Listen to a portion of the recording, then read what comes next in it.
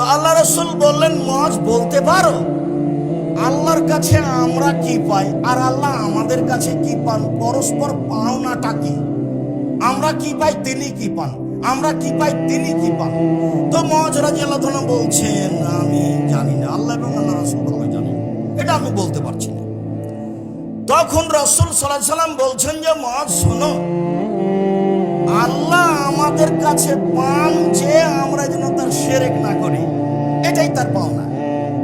আমাদের শিরক করা হবে না, এটাই হলো তার পাওনা।